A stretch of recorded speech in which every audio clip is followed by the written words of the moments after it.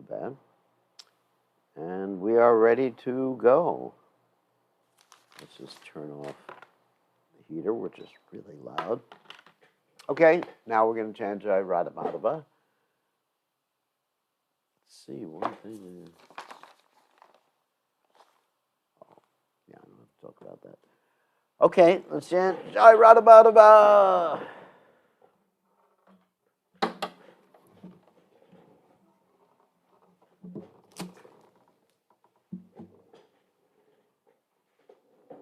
Go to the deities.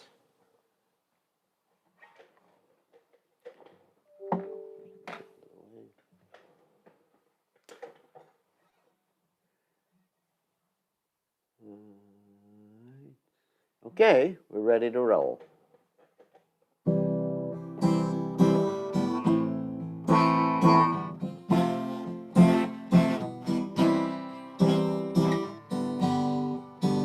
Jaya Radha Madhava, Jaya Kunda Bihari, Jaya Radha Madhava, Jaya Kunda Bihari, Gopichana Vallabha, Jaya Giridhara,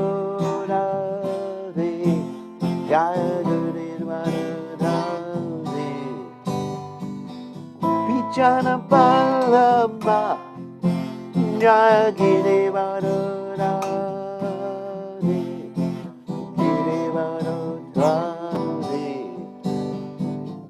Yasoda Nandana Jaya Vajrajana Nandana Yasoda Nandana Jaya Vajrajana Nandana Yamuna Tiravanachari Jaya Kunda Bihari Jaya Kunda Bihari Yamuna Tiravanachari Jaya Kunda Bihari Kunda Bihari Jaya Radha Madhava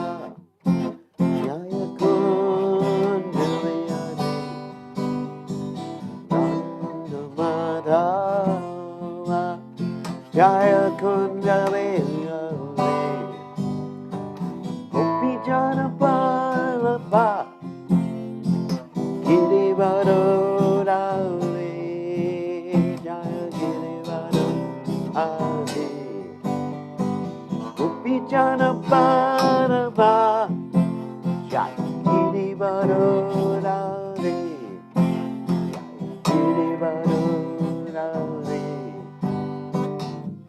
Yasoda Nandana Jaya Vrajajana Nandana Yasoda Nandana Jaya Vrajajana Nandana Yamuna Tiravanachari Kundavihari Jaya Kundavihari Yamuna Tiravanachari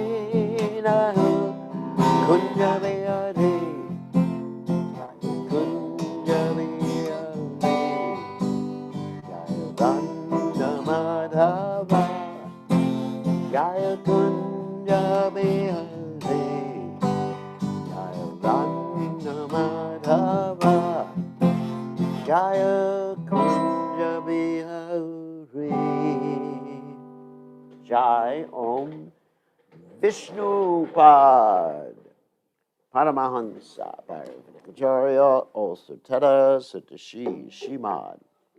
His Divine Grace Abhaya Chanananda Bhaktivedanta Goswami Srila Prabhupada Ki Jai.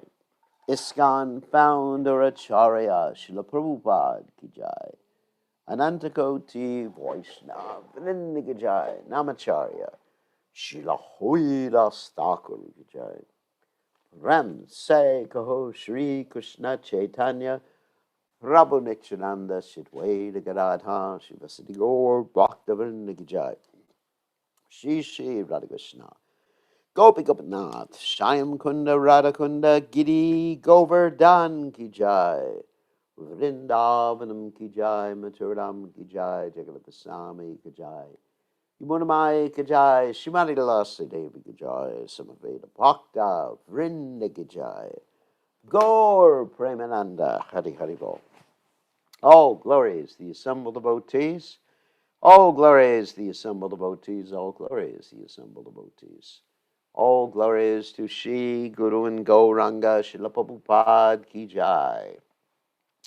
So, Nama Om Vishnu Padaya Krishna Pastaya Buddhale Shivanta Jivananta Swami Namani Namaste Saraswati Devi Gauravani Pacharani Neva Shesha Shunyavadi Paschachate Jatarni. So Om Ganath Timiranda Shah Gananjana Shlakaya Chakshuram Meditam Yena Tasmai Shigale Namaha. I offer my respectful obeisances unto the lotus feet of my spiritual master, His Divine Grace, A.C. Bhaktivedanta Swami Srila Prabhupada, who so kindly opened my eyes with the torchlight of knowledge while I was blinded in the darkness of ignorance. So before we go on to the Caitanya Charitamrta, I just want to mention today is Bij Mashtami. Ashtami means the 8th day of the moon, and it's the day, apparently, that Bhishma appeared.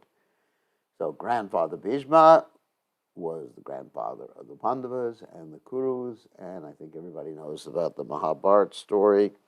He is one of the 12 great personalities called Mahajanas. Mahajana means great souls. Dwadasa Mahajana, that means 12 great souls.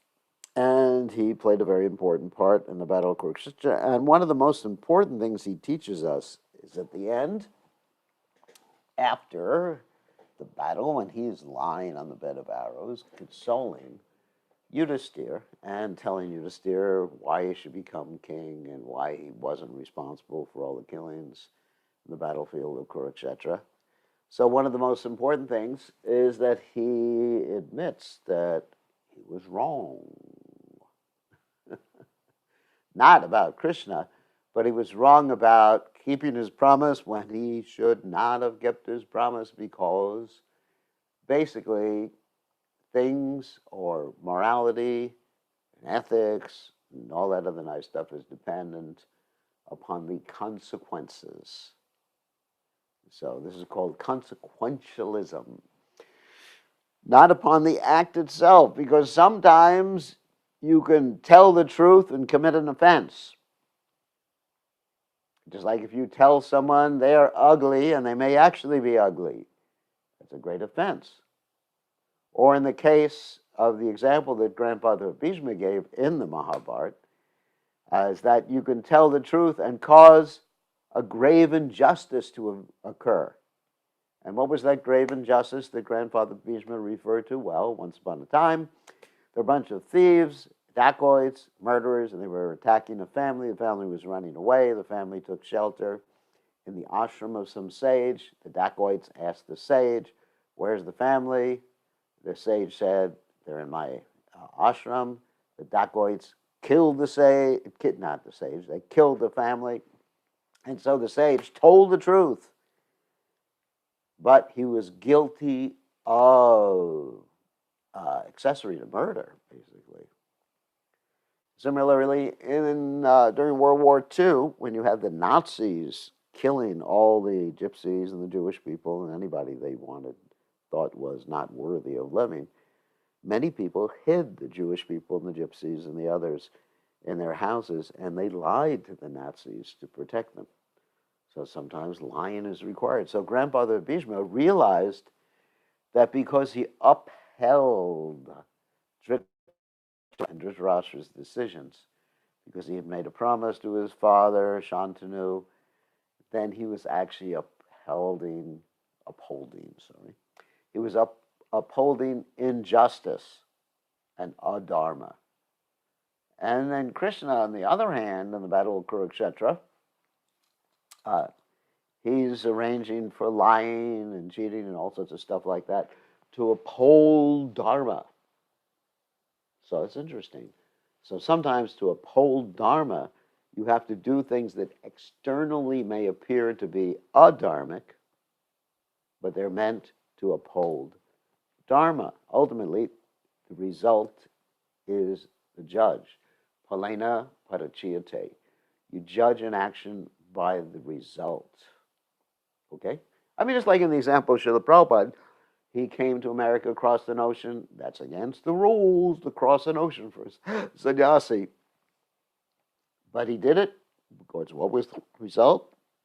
Made a lot of devotees and started the Krishna conscious movement and carried out Lord Chaitanya Mahaprabhu's plan that in every town and village there would be Krishna consciousness. So sometimes small rules have to be broken so the big rules are not broken, or so that the vision of the Lord can be accomplished. So one has to have enough discrimination to understand that. Just like many times we do not follow the Varnashram principles. Why? Because we wanted to make the whole world Krishna conscious. And to establish Varnashram in the modern day and age is not possible. You're going to establish certain principles of Varnashram, but not all the practices. Because if we had to establish all the practices, you would all go crazy. We wouldn't make any devotees. And we'd be laughed out of existence, at least in the Western world and also in India too. So this is one thing that Grandfather Bhishma learned. He stuck to his vow, yes. His vow was never to get married. His vow was to uphold whatever the king said. But in sticking to his vow, he created a dharma, or he allowed a dharma to flourish. So you really have to balance sometimes, understanding what is morality, what is not morality, or what action is moral, what action is immoral. It takes a lot of discrimination. It's not simply a rule. Never tell a lie. Sometimes you have to tell a lie. Not ordinarily, but sometimes you have to tell a lie just to save someone's life or to protect dharma. So, it's like Krishna broke his promise. Krishna broke his promise to protect Arjuna. Grandfather Bhishma, he had taken a vow that he was going to make Krishna break his promise. So he should have learned at that point that when Krishna broke his promise to protect Dharma, that's the example Grandfather Bhishma should have followed too. How did Krishna break his promise? He grabbed the chariot wheel, rushed at Grandfather Bhishma to kill him because Grandfather Bhishma was threatening the life of Arjuna. He had vowed to actually kill Arjuna that day if Krishna hadn't interfered. So, try to understand that.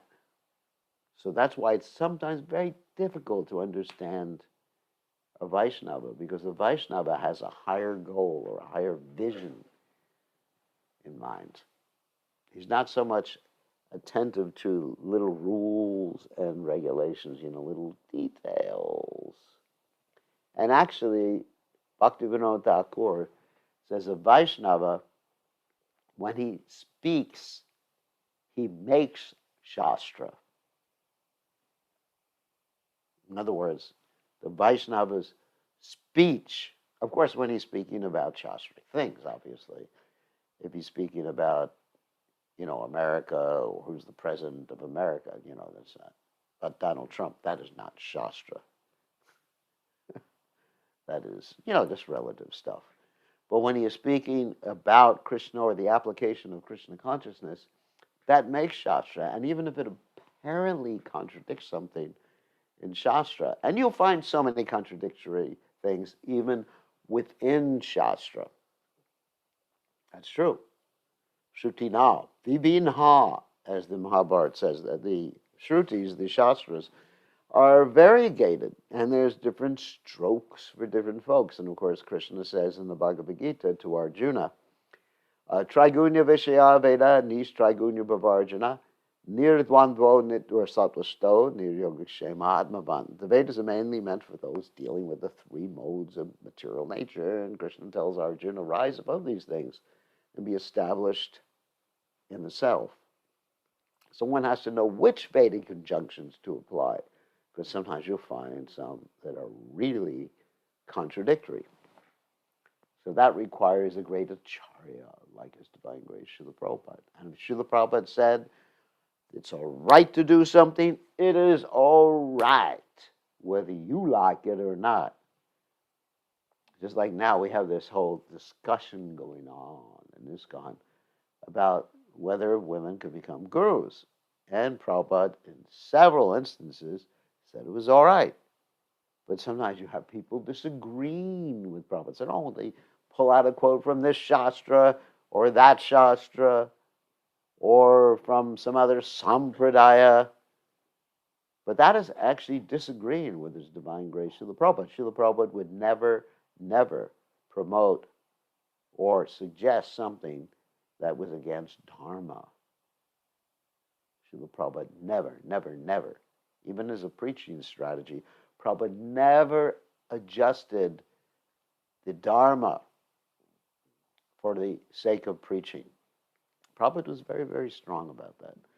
So anyway, let us get on with the Caitanya Charitamrta. So that's one lesson we can learn from Grandfather Bhishma, although he is a Mahajan, great devotee of the Supreme Personality of Godhead. But he's not Vishnu.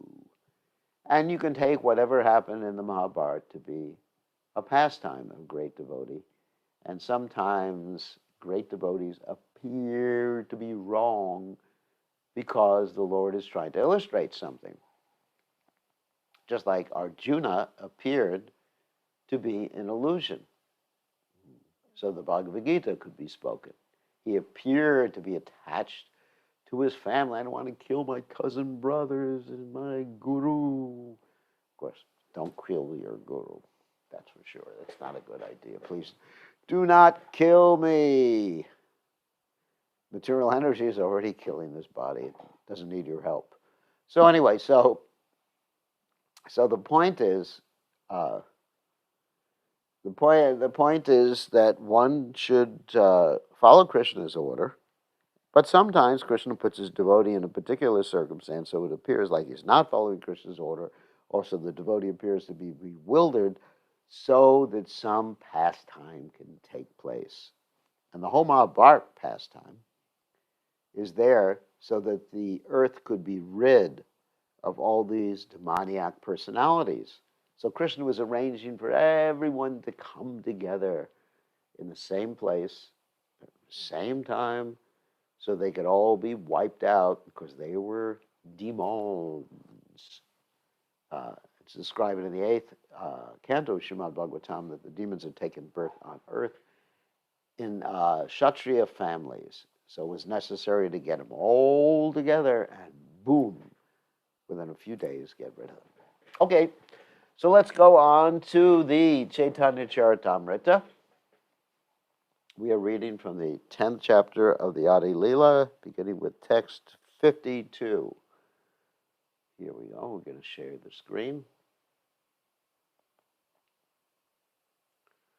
Text 52.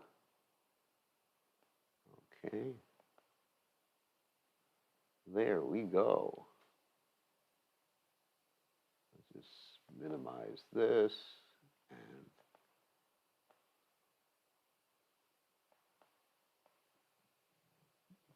there we go.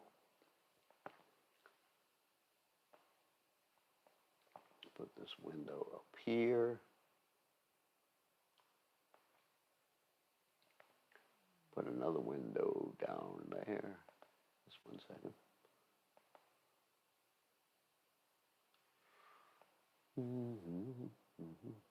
Okay. Up a window up there. Okay, that should be good. Okay, we're ready to go. Shriman Jaya Jaya Shri Caitanya Jaya Nityananda Jaya Dvaita Chandra Jaya Gaur Bhakta Vrinda Jaya Jaya Shri Caitanya Jaya Nityananda Jaya Dvaita Chandra Jaya Gaur Bhakta Vrinda Jaya Jaya Shri Caitanya Jaya Nityananda Jaya Dvaita Chandra Jaya, Gaur Bhakta Vrinda. So, Shriman Sena Prabhura Sevakat Pradana, Caitanya Charana Vinu Nahi Jane Anta. Shriman Sena, the 22nd branch of the Chaitanya tree, was a very faithful servant of Lord Chaitanya. He knew nothing else but the lotus feet of Sri Chaitanya Mahaprabhu. So purport, Shriman Sena was one of the inhabitants of Navadvip and was a constant companion of Lord Chaitanya Mahaprabhu. Sri Geddadhar Das Shaka Savopati Kaji Ganera Mukhe Enha Lila Hari. Sri Geddadhar Das, the 23rd branch, was understood to be the topmost, for he induced all the Muslim qazis to chant the holy name of Hari. About 8 or 10 miles from Calcutta, on the banks of the Ganges, is a village known as Geddadhar Grama. Srila Geddadhar Das was known as an inhabitant of this village. Geddadhar Vasi Geddadhar Das. The Bhakti Ratnakara, 7th wave, informs us that after the disappearance of Lord Chaitanya Mahaprabhu, Geddadhar Das went from Navadvip to Katwa. Thereafter, he came to Geddadhar and resided there.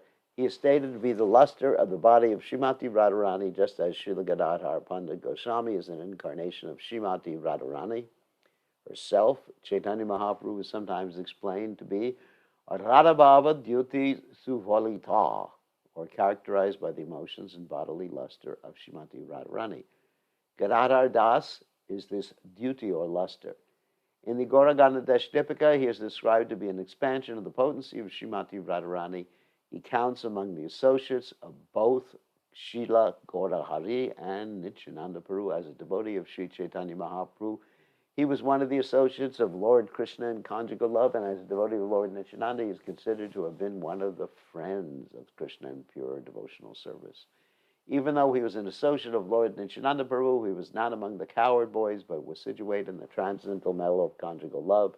He established a temple of Sri Gaurasundara in Katwa. In 1434, Shakabda, that is AD 1512, when Lord Nityananda Prabhu was empowered by Lord Chaitanya to preach the Sankirtan movement in Bengal, Sri Geddadhar Das was one of Lord Nityananda's chief assistants. He preached the Sankirtan movement by requesting everyone to chant the Hare Krishna Mahamantra. This simple preaching method of Srila Geddadhar Das can be followed by anyone and everyone in any position of society. One must simply be a sincere and serious servant of Nityananda Prabhu and preach this cult door to door. When Srila Geddadhar Das Pandit was preaching the cult of Hari Kirtan, there was a magistrate who was very much against his Sankirtan movement. Following in the footsteps of Lord Chaitanya Mahaprabhu, Srila Geddadhar Das one night went to the house of the Qazi and requested him to chant the Hare Krishna Mahamantra. The Qazi replied, "All right, I shall chant Hare Krishna tomorrow." On hearing this, Srila Geddadhar Das Prabhu began to dance, and he said, "Why tomorrow? You have already chanted the Hare Krishna Mahamantra, so simply continue." And so the story also mentions that he woke up the Qazi. And the Qazi says, "Geddadhar, what are you here for?" And he said, "I want you to chant Hare Krishna." And Geddadhar was taking his life in his own hands. I mean, you don't go before the Muslim magistrate and say, "Chant Hare Krishna." You say, "Please excuse me." And the Qazi said, "All right, leave me alone. Tomorrow I'll chant Hare Krishna." And Geddadhar was very happy because the Qazi was already chanting Hare Krishna when he said, "Tomorrow I will chant Hare Krishna." So in the same way, sometimes Prabhupada became very pleased when he saw even negative reports in the newspaper in which they continually said, "Hare Krishna, those Hare Krishnas, those Hare Krishnas that." Because they kept chanting Hare Krishna many, many times. In the Gaura Ganadesh Dipika, verses 154 to 55, it is said, "Radha Vibhuti Rupa Yat Chandra Kanti Purabraje Sashi Goranga Nikate Dasavamsho Geddadharaha Purnananda Vrajeha Sid Baladeva Priyagrane Sapi Karya Vashadeva Pravishatam Geddadharam. Srila Geddadhar Das is considered to be the united form of Chandrakanti, who is the effulgence of Srimati Radharani, and Purnananda, who is the foremost of Lord Balaram's very dear girlfriends. Thus, Srila Geddadhar Das Prabhu was one of the associates of both Caitanya Mahaprabhu and Nityananda Prabhu. Once, while Srila Geddadhar Das Prabhu was returning to Bengal from Jagannath Puri with Nityananda Prabhu, he forgot himself and began talking very loudly, as if he were a girl of Brajabhumi, selling yogurt. And Nityananda Prabhu noticed this. Another time, while absorbed in the ecstasy of the gopis, he carried a jug filled with Ganges water on his head, as if he were selling milk. When Lord Chaitanya Mahaprabhu appeared in the house of Raghava Pandit while going to Vrindavan, Geddadhar Das went to see him. And Sri Chaitanya Mahaprabhu was so glad that he put his foot on his head. When Geddadhar Das Prabhu was present in Geddadhar, he established a Balagopal Murti for worship there. Sri Madhava Ghosh performed a drama known as Dana Khanda with the help of Sri Nityananda Prabhu and Sri Geddadhar Das. This is explained in the Chaitanya Bhagavat, Ansha, Lila, 5th chapter, text 318 to 94. The tomb of Geddadhar Das Prabhu, which is in the village of Geddadhar, was under the control of the Sam Yogi Vaishnavas and later under the direction of Siddha Bhagavan Das Babaji of Kalna. By his orders, Srimad Husana Mulak, one of the members of the aristocratic Mulak family of the Nadi Kela Danga in Calcutta, established a Patavati monastery there in the Bengali year 1256. That's our year 1849. He also arranged for the worship of a deity named Sri Radhakanta.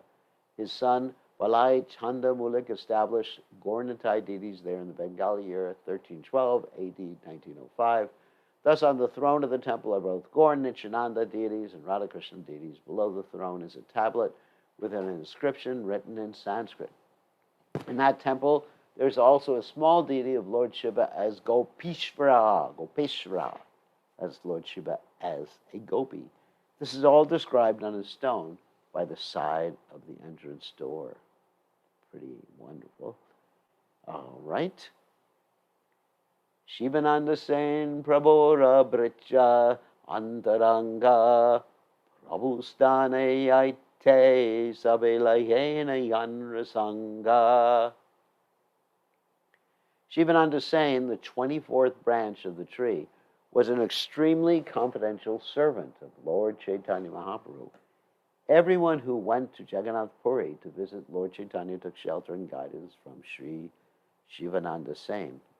So, of course, Shivananda Sen, he was a businessman, so he had money, so he supported everybody, even paid a boatman to take a dog across a lake or across a river on the way to Jagannath Puri. And, of course, that dog later on, we told the story of how Shivananda Sen felt really bad because one day he went off to pay taxes for the other devotees. The dog disappeared, and the dog had not been fed. And Shivananda Sen fasted because of that. And that dog later on went to join Lord Chaitanya Mahaprabhu, and Lord Chaitanya Mahaprabhu was seen throwing pulp from the coconut tree, green pulp from the coconut tree, at the dog, and the dog was catching it in his mouth, eating it, and chanting Hare Krishna, and the dog went back to Godhead. So it was the dog of Shivananda Sen. And let's see, another story about that. Another time, Shivananda Sen was paying the taxes for the devotees and didn't get a chance to arrange for the prasadam or a place for Lord Nityananda as they were on their way to Jagannath Puri. Lord Nityananda got very angry, and he actually cursed Shivananda Sen's son to die, just jokingly. And he kicked Shivananda Sen later on. And Shivananda Sen accepted this very, very humbly, and Lord Nityananda understood that Shivananda Sain had passed the test. So that's a story in the Caitanya Charitamrta. Pratibarshe Prabhu Gana Sangeti Lila Ilachile Chilena Pate Palana Karya. Every year he took a party of devotees from Bengal to Jagannath Puri to visit Lord Chaitanya. He maintained the entire party as they journeyed on the road. In other words, because he had money and was a businessman, as I mentioned before, he was able to do that. So, Bhakti Kripa Karena Prabhu Etina Swarupe Sakshara Veshara Avibhava Rupe. Lord Chaitanya Mahaprabhu bestows his causeless mercy upon his devotees in three features: his own direct appearance, Sakshat, his prowess within someone, he empowers Avesha. He can empower someone with the preaching potency, and his manifestation of Bhava. In other words, when you see a devotee, then Lord Chaitanya manifests himself through the actions of that devotee. The Sakshat feature of Chaitanya Mahaprabhu is his personal presence. Avesha refers to invested power, like that invested in Nakula Brahmachari. Avirbhava is a manifestation of the Lord that appears even though he is personally not present. For example, Sri Sachi Mata offered food at home to Sri Chaitanya Mahaprabhu, although he was far away in Jagannath Puri. And when she opened her eyes after offering the food, she saw that it had actually been eaten by Sri Chaitanya Mahaprabhu. Similarly, when Srivas Thakur performed Sankirtan, everyone felt the presence of Sri Chaitanya Mahaprabhu, even in his absence. This is another example of Avirbhava. Text 57. Sakshati Sakala Bhakta Dekhe Nivishesha Akula Brahmachari Dehi Prabhora Avesha. The appearance of Lord Chaitanya Mahaprabhu in every devotee's presence is called Sakshat. His appearance in Nakula Brahmachari as a symptom of special prowess is an example of Avesha. Prajuna Brahmachari Tanraha Ge Namachila Sringananda Nama Prabhu Pacheta Rakila. The former Prajuna Brahmachari was given the name Sringananda Brahmachari by Sri Chaitanya Mahaprabhu. Tanhatte la Chaitanya Vibhava Olokika Eche Prabhura Neka Swabhava. In his body there were symptoms of Avirbhava. Such appearances are uncommon, but Lord Chaitanya Mahaprabhu displayed many such pastimes through his different features. We're talking about Nrsingananda Brahmachari now. In the Gauragana Dashdipika 73 to 74, it is said that Nakula Brahmachari displayed the prowess of Aish and Prajuna Brahmachari, the appearance of Virbhava of Sri Chaitanya Mahaprabhu. There are many hundreds and thousands of devotees of Lord Chaitanya among whom there are no special symptoms. But when a devotee of Lord Sri Chaitanya Mahaprabhu functions with specific prowess, he displays the feature called Avesha, and that was like Srila Prabhupada. Sri Chaitanya Mahaprabhu personally spread the Sankirtan movement, and he advised all the inhabitants of Bharatavarsha to take up his cult and preach it all over the world. The visible bodily symptoms of devotees who follow such instructions are called Avesha, Srila Prabhupada. Srila Shivananda Sain observed such Avesha symptoms in Nakula Brahmachari, who displayed symptoms exactly like those of Sri Chaitanya Mahaprabhu. The Chaitanya Charitamrta states that in the age of Kali, the only spiritual function is to broadcast the holy name of the Lord, but this function can be performed only by one who is actually empowered by Lord Krishna. The process by which a devotee is thus empowered is called Avesha, or sometimes called Shaktya-Avesha. And so Prabhupada is Shaktya-Avesha. Prajuna Brahmachari was formerly a resident of the village known as Pyari Ganja in Kalna. There's a description of him in the Ansha Lila of the Sri Chaitanya Charitamrta 2nd chapter and the Ansha Kanda of the Sri Chaitanya Bhagavat chapters 3 and 9. Ashvadila he sabha rasa sena shivananda vishtari kahibe ageye sabha ananda. Srila Shivananda Sain experienced the three features of Sakshat, Avesha, and Avirbhava. Later I shall vividly describe this transcendently blissful subject. Purport. Shivananda Sain has been described by Srila Bhakti Siddhanta Saraswati Thakur, or Maharaj, as follows. Shivananda Sain was a resident of Kumarahata, which is also known as Hali Sahara, and was a great devotee of the Lord. About 1.5 miles from Kumarahata is another village known as Kanchadapada, in which there are Gora Gopal deities installed by Shivananda Sain, who also established a temple of Krishna Raya that is still existing. Shivananda Sain was the father of Paramananda Sain, who is also known as Puridas or Kavi Karnapur. Paramananda Sain wrote in his Gora Ganadesh Deepika that two of the gopis of Vrindavan, whose former names were Vira and Duti, combined to become his father. Srila Shivananda Sain guided all the devotees of Lord Chaitanya who went from Bengal to Jagannath Puri, and he personally bore all the expenses for their journey. This is described in the Chaitanya Charitamrta, Madhya Lila, chapter 16, verses 19 through 27. Srila Shivananda Sain had 3 sons named Chaitanya Das, Ramdas, and Paramananda. As mentioned before, this last son later became Kavi Karnapur and wrote the Gora Ganadesh Deepika. His spiritual master was Srinath Pandit, who is Shivananda Sain's priest. Due to Vasudev Dutt's lavish spending, Shivananda Sain was engaged to supervise his expenditures. Shivananda Sain actually experienced Sri Chaitanya Mahaprabhu's features of Sakshat Avesha and Avirbhava. He once took along a dog, so this is the story we told before, while on his way to Jagannath Puri, and it is described in the Untitled Chapter, first chapter, that this dog later attained salvation by his association.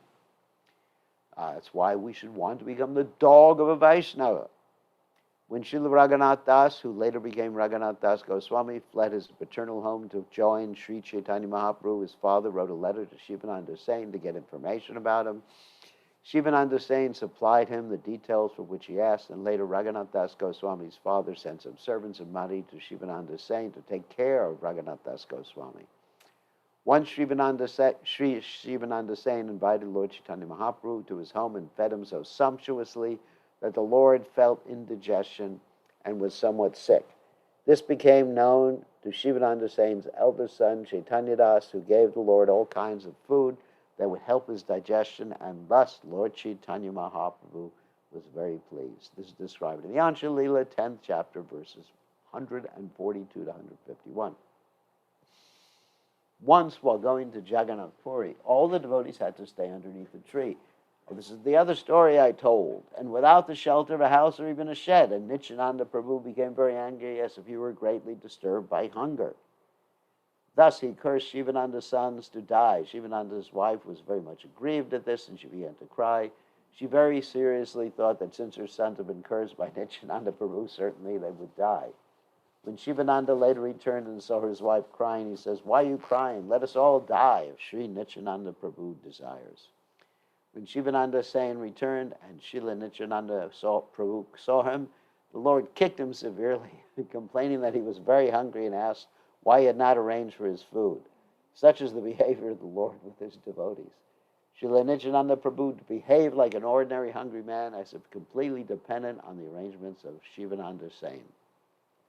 A nephew of Shivananda Sain's, named Sri Kanta, left the company in protest of Nityananda Prabhu's curse and went directly to Sri Chaitanya Mahaprabhu, Jagannath Puri, where the Lord pacified him. That story is there later in the CC. On that occasion, Lord Chaitanya Mahaprabhu allowed his toe to be sucked by Puri Das, who was then a child. It is by the order of Chaitanya Mahaprabhu that he could immediately compose Sanskrit verses. During the misunderstanding with Shivananda Sain's family, Sri Chaitanya Mahaprabhu ordered his personal attendant, Govinda, to give them all the remnants of his food. This is described in the Ansha Lila, chapter 12, verse 53. So these stories are coming up. So we have a lot to look for. They are being told in great depth later on in the Ansha Lila. Shivanandera upashaka tanra parikara putra brachari Kari Chaitanya Kinkara. The sons, servants, and family members of Shivananda Sain constituted a sub-branch They were all sincere servants of Lord Sri Chaitanya Mahaprabhu. Chaitanya Dasa Ramadasa Harakarnapura Tina Putra Shivanandera Prabhura Bhakta Sura. The three sons of Shivananda Sain, named Chaitanya Das, Ram Dasa, and Kavi Karnapura, were all heroic devotees of Lord Chaitanya. Chaitanya Das, the eldest son of Shivananda Sain, wrote a commentary on the Krishna Caritamrta that was later translated by Srila Bhaktivinoda Thakur in his paper Sajjana Toshane. Krishna Caritamrta was written by Bilbamangal Thakur.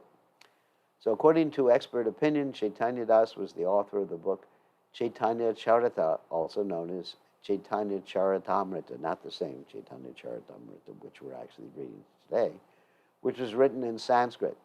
The author was not Kavi Karnapur, as is generally supposed. This is the opinion of Srila Bhaktisiddhanta Saraswati Thakur.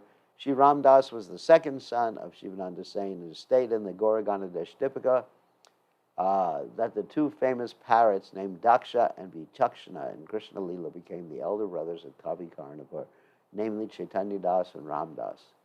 Karnapur, the third son, who was also known as Paramananda Das or Puri Das, was initiated by Srinath Pandit, who was a disciple of Shri Advaita Prabhu. Karnapur wrote many books that are important in Vaishnav literature, such as the Ananda Vrindavan Champu, and I've done a whole recitation of that, which is available on ISKCON Desire Tree if you want to listen to it. It's also available as an app if you have an Android or an Apple phone. Alankara Kastuba, Gauraganadesh Dipika, and the great epic Chaitanya Chandrodaya Nataka. He was born in the year 1448, Shikabda, that is 1526. He continually wrote books for 10 years from 1488, means from when he was 40 years old, until 1498. That's 10 years. All right. Shri Balabhasena Rasena Shri Kanta Shivananda Sambande Prabhu Bhakta He Kanta. Shri Vallabha Sena and Shri Kanta Sain were also sub-branches of Shivananda Sain, for they were not only his nephews, but also unalloyed devotees of Sri Chaitanya Mahaprabhu. When Lord Nityananda Prabhu rebuked Shivananda Sain on the way to Puri, these two nephews of Shivananda left the company as a protest and went to see Sri Chaitanya Mahaprabhu at Jagannath Puri. The Lord could understand the feelings of the boys, and he asked his personal assistant, Govinda, to supply them prasadam until the party of Shivananda arrived. So that's what you do to pacify people. You just feed them, and they'll be pacified. During the Ratha Yatra Sankirtan festival, these two brothers were members of the party led by Mukunda. In the Gauraganadesh Dipika, it is said that the gopi whose name was Katyayani, wow, appeared as Sri Kanta Sain. Wow. So you can see that, practically speaking, most of the associates of Chaitanya Mahaprabhu were, at the same time, associates of Krishna in Vrindavan, expansions or manifestations of the associates in Vrindavan. Prabhu Priya Govindananda Maha Bhagavata Prabhora Kirtaniyari Shri Govinda Dat. Govindananda and Govindadat, the 25th and 26th branches of the tree, were performers of kirtan in the company of Sri Chaitanya Mahaprabhu. Govindadat was the principal singer in Lord Chaitanya's kirtan party. Govindadat appeared in the village of Sukachara near Geddadhar. Text 65. Shri Vijayadas Nama Prabhura Harhiya Prabhureyaneka Punti Dyache Likya. Shri Vijayadas, the 27th branch, and other Lord's chief singers, gave the Lord many books written by hand. Formerly, there were no printing presses or printed books. All books were handwritten. Precious books were kept in manuscript form in temples or other important places. Anyone who was interested in a book had to copy it by hand. Vijayadas was a professional writer who copied many manuscripts and gave them to Sri Chaitanya Mahaprabhu. Ratnabahu Bali Prabhu Tuila Tanranama Akinchana Prabhu Priya Krishna Dasa Nama. Sri Chaitanya Mahaprabhu gave Vijaya Das the name. Ratna Bahu, jewel-handed, because he copied many manuscripts for him. The 28th branch was Krishna Das, who was very dear to the Lord. He was known as Akinchana Krishna Das. Akinchana means one who possesses nothing in this world. Of course, really, none of us possess anything in this world. However, we think we possess something in this world, and therefore we are subject to false ego. Kolavecha Shirara Prabhura Priyadasa Yanre Sane Prabhu Kare Nitya Parihasa. The 29th branch was Shirara, a trader in banana tree bark. He was a very dear servant to the Lord. On many occasions, the Lord played jokes on him. Prabhupada explains that Sridhara was a poor Brahmin who made a living by selling banana tree bark to be made into cups. Most probably he had a banana tree garden, collected the leaves, skin, and pulp of the banana trees to sell daily in the market. He spent 50% of his income to worship the Ganges, and the balance he used for his subsistence. When Sri Chaitanya Mahaprabhu started his civil disobedience movement in defiance of the Kazi, Sridhar danced in jubilation. The Lord used to drink water from his water pot. Sridhar presented a squash to Sachi Devi to cook before Lord Chaitanya took sannyas. Every year he went to see Lord Chaitanya Mahaprabhu at Jagannath Puri. According to Kavi Karnapur, Sridhar was a coward boy of Vrindavan whose name was Kusumasava. That's Madhu Mangal. In his Gauragana Dashtipika 133, it is stated, Kolavecha taya kyata pandita shidaro dvijaha asid braje hashakaro yo namna kusumasavaha. The coward boy known as Kusumasava in Krishna Lila later became Kolavecha Shidhar during Chaitanya Mahaprabhu's Lila at Navadvip. So some other interesting things occurred between Lord Chaitanya Mahaprabhu and Kolavecha Shidhar was that he was selling all these parts of the banana tree to make a living and to worship the Ganges. And practically every day, Lord Chaitanya, as before he took sannyas, he would come there to buy something from him, but he would bargain. And he would bargain so much that Kolavecha Shidhar would get so upset that he said, okay, just take it already. So they had this interaction, this very humorous interaction between Kolavecha Shidhar and Sri Chaitanya Mahaprabhu every day. And ultimately, when Kolavecha Shidhar realized who Chaitanya Mahaprabhu was, he prayed to always remember Chaitanya Mahaprabhu in that particular Leela of bargaining and giving him a hard time to get a good price for the parts of the banana tree that Chaitanya Mahaprabhu wanted. Actually, many parts of the banana tree are edible, not only the banana itself, but the flowers are edible, and when you have a banana tree that's just starting, actually practically everything can be eaten. Even the main trunk of the banana tree can be eaten. And of course, bananas are everywhere in Navadvip, Mayapur area, Bengal area, because that's very tropical area. So we're going to end here, and tomorrow, let's see, we started with text 52, and we went to text 67. Tomorrow we go to 68. All right, so we're going to open up for questions. Just wait 1 second. I have to allow you to unmute yourselves. All right, you are all officially allowed to unmute yourselves. So who has a question?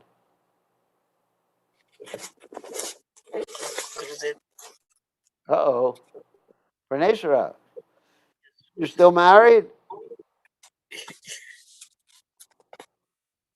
Yes? You look happy. You look like you gained some weight, like your wife is feeding you. I just came back. From where? I just came back from Bihar. It's hard to hear what you're saying. Came back from? From Bihar. From Bihar. Oh, very good. Nice. Did you see Jarasandha there? No, No. Gurudev. All right, that's good. So you look very happy.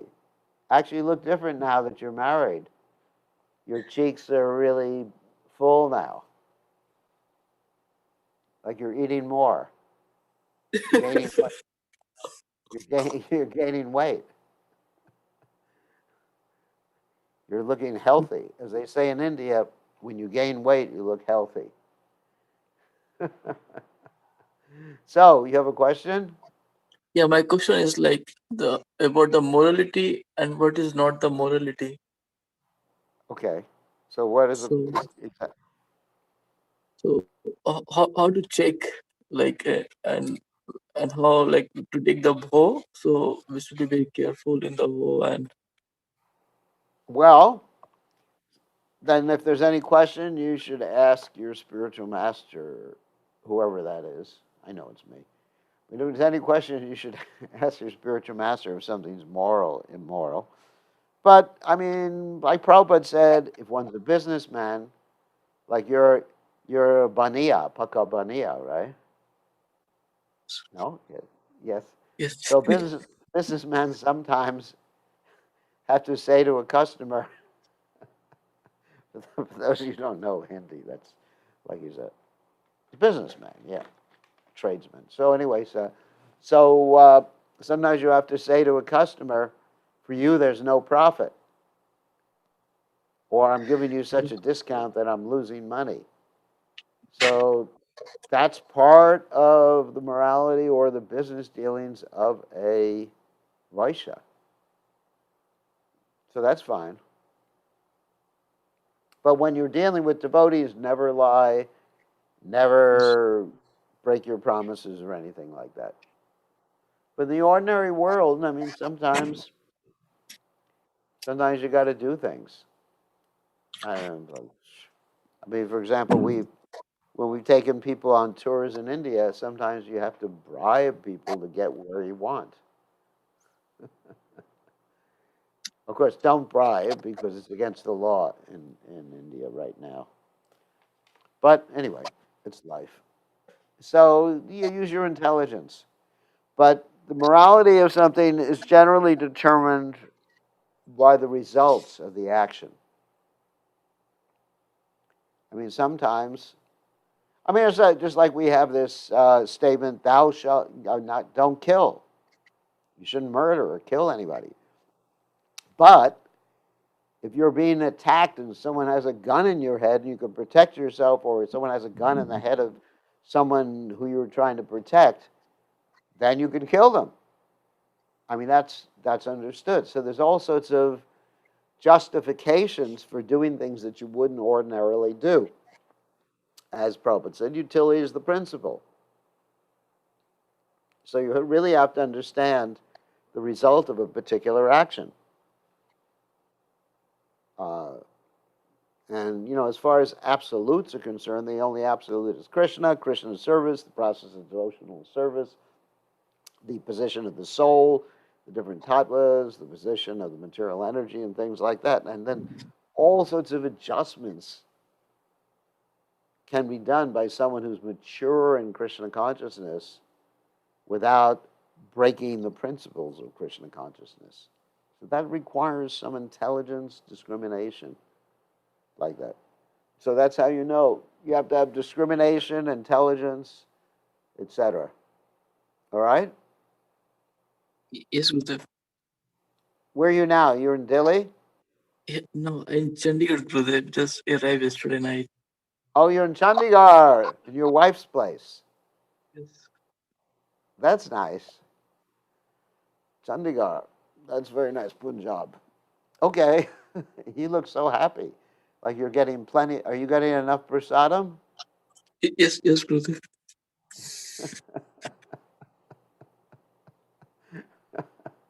That's very good. I'm happy to hear. When you get old like me, you can't eat that much anymore. But at your age, you should enjoy eating.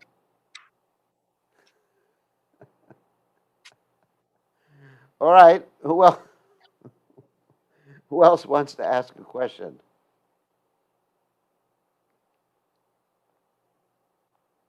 Anybody else? Where's Pran Govinda? He's not here today. Please accept my humble obeisances always to Prabhupada. Oh, you're hiding. Oh, you're hiding under the name Govinda. No, I'm not hiding, Maharaj. I'm just here. So you have a question? I do. Maharaj, Okay. you read on 53rd. This is a very I mean, I heard this once before, but I never reconcile in my mind. It's very difficult to understand how Geddadhar Das is considered to be united form of Chandrakanti, who is the effulgence of Radharani, and Purnananda, who is the foremost of Lord Balaram's dear girlfriend. Yeah. Both are in one.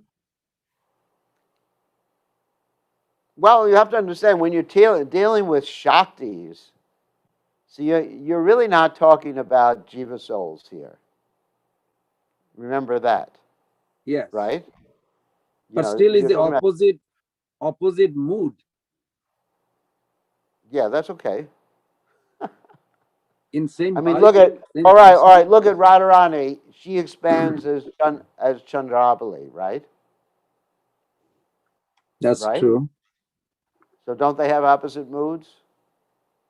That's true, but if you are a Rupa Manjari, you're not thinking Chandravali is Radharani. You are thinking she is not in our camp. But I'm not Rupa Manjari.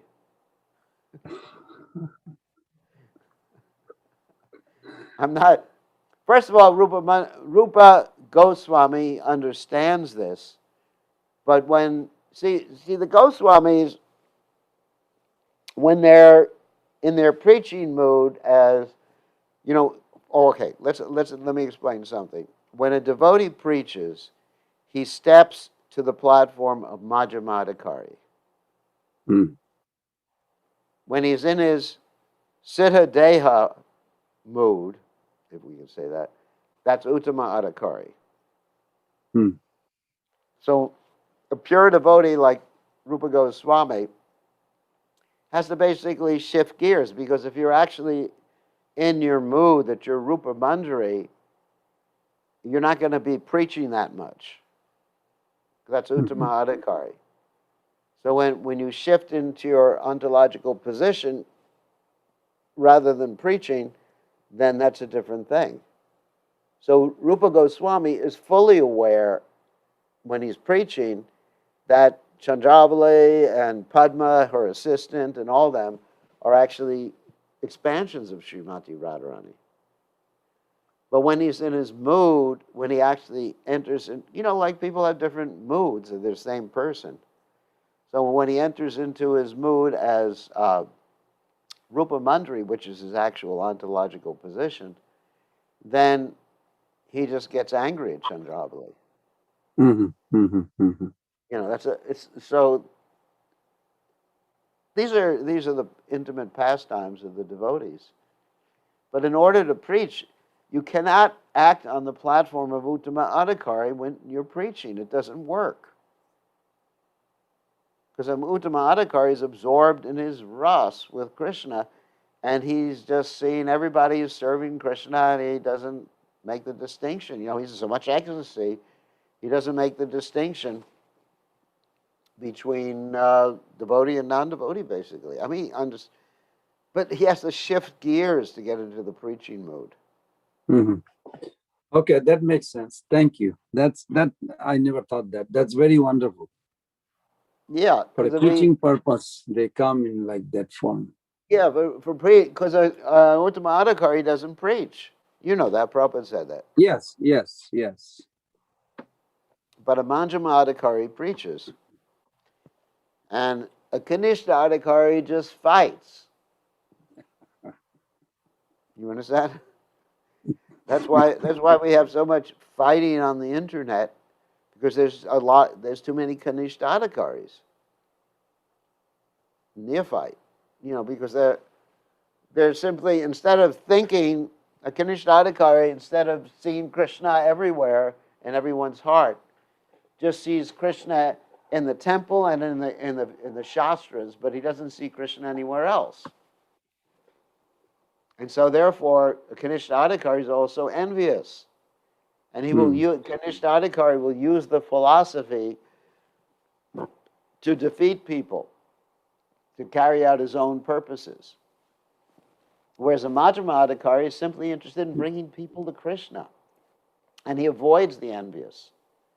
He doesn't argue with the envious, unless it's, if he's at a public lecture, he'll argue with the envious, but he's going to avoid them, generally. Avoids the envious, preaches to the innocent, makes friends with the devotees, and worships the Supreme Personality of Godhead. So you can see the difference between Kanishta Adhikari and Madhyama Adhikari very, very easily. A Madhyama Adhikari a Kanishta Adhikari may actually be able to quote Shastra, although he's not expert in understanding the meaning of Shastra. He can quote millions of verses and throw them at you in order to defeat you, in order to have a big argument, and then he'll call you all sorts of names on the internet. That's called an ad hominem attack. That's a Kanishta Adhikari. That's how you can tell who's a Kanishta Adhikari. People who simply attacking each other on the internet. Whereas let's take Rupa and Sanatana Goswami, when that Digvijay came to them and challenged them to a debate. And they simply signed a Jayapatra. You won, get out of here, And then Raghunath Das Goswami, Jiva Goswami, sorry. Jiva Goswami. So Jiva Goswami, he got angry and he defeated them, and he bragged about his defeating them. Of course, he did the right thing. He should have defeated them and everything. But Rupa Goswami and Sanatana Goswami chastised him. Rupa Goswami chastised him because he was bragging about it. So we're not interested in defeating people. Of course, there's a pastime. Jiva Goswami is a pure devotee, whatever. But we're not interested in simply arguing and defeating people. That's the Kanishta Adhikari's business. We're interested, we can argue with people if it's going to make people Krishna conscious. But the statement is, Upadesho hi morkanam prakopayana shantaye. That if you give a fool good instruction, it just makes him angry. So we're not interested in that. So anyway, that's the Kanishta, Uttama, Madhyama, and It used to be nice, Maharaj, that if you defeat someone, he becomes your followers. Yes, I heard one lecture Prabhupada said nowadays it doesn't happen. People don't do that, even they get defeated. People are too proud. If you defeat them, they just get angry and throw things at you and make a plan to kill you, like they did with Bhaktisiddhanta Saraswati Thakur. Yes. That's just the way it works in Kali Yuga. So better not to argue with people, better just to chant Hare Krishna and give people prasadam. That's the best thing. Maharaj, Geddadhar Das. Yeah. Was he like a literary extremely compassionate, that he had no fear, that he did not, Kaji is not an ordinary, I don't know how to express, really frightening personality. Is not like anybody could just go nearby even. Yeah, but he fearlessly went. He had no fear. He just went to the Kazi's palace in the middle of the night. It's described at night. He went at night. And one thing to be fearful about someone, but when you wake them up, they get even worse. If you wake someone up. I know if someone wakes me up, wow. That's it. We'll beat them up or something. Anyway, so the Kazi, he woke up can you imagine, it's like, waking up one of the Taliban. Let's talk about Afghanistan and the Taliban there. And, these heavy people. Because when you're talking about, so you're talking about the Moguls. They're not just like sweet little innocent religious people. These are heavy, basically like people from Afghanistan, really heavy people. And so here's this big, strong Kazi, with big muscles, looks like Rambo or Terminator or something like that. And then he's sleeping, and Geddadhar says, "Wake up, chant Hare Krishna." And the cousin says, "What? What are you doing here?" He said, "I want you to chant Hare Krishna." And then he's so bold. This is actually, what is it? Abhaya Sattva Samshuddhi Jnana Yoga Vavastitihi, as Bhagavad Gita said. The quality of a sannyasi. He's Sannyasi, free yes. of fear because he knows that Krishna is protecting him. Krishna Rakshamam Pahimam. Isn't it? Okay. Maharaj, Time. Maharaj, so this is the definition of Abhayam Sattva Samsuddhi. Fearless. Yeah. Wow. Fearless. Like Prabhupada. Abhaya Charanada Vinda. I mean, who's going to cross an ocean with no money on a boat that's carrying, not even knowing if you're going to find any food on the other side? You know, I mean, that's real fearlessness. Like when I go traveling, I make sure they have plenty of money, a few credit cards, people who are going to greet me at the other side. I get angry if there are not people at the airport to receive me. You know, we arrive in the airport. "Why aren't you here? Why are you 5 minutes late, you rascal demon?" You know, here's me anyway, so attached. And Prabhupada arrives in the boat and doesn't know which way to turn. He arrives in New York and Boston and has to take a bus up to Butler, Pennsylvania. I mean, this is real fearlessness. I mean, who of us would go to another country without any support? I mean, even if you went to a country and opened up Krishna consciousness, you know you could always contact the devotees in India or elsewhere to help you if you ran into trouble, right? Like Yes. if I were to send to some country in South America, I know I could always call some devotee in America. "Help! Send me money, get me out of here." Or I could go to the U.S. Embassy, and they would protect me. Just like I was in Fiji last year about this time, and I wanted to get out, so I just went to the embassy, the U.S. Embassy, and said, "Help! Get me out of Fiji! No more flights," because that was the beginning of COVID, and the embassy made the arrangement, and here I am. And now I want to go back to Fiji. Want to go back, but they don't allow foreigners into Fiji now. Unfortunately, I will go back if I have to swim back. I'm going back to Fiji. I'm fearless. I'll go swimming from Hawaii to Fiji. Or take a sailboat. Okay, on that happy note, I have to go. It's time. We have a schedule. All glories to His Divine Grace, Srila Prabhupada. We'll see everybody tomorrow evening. Haribol.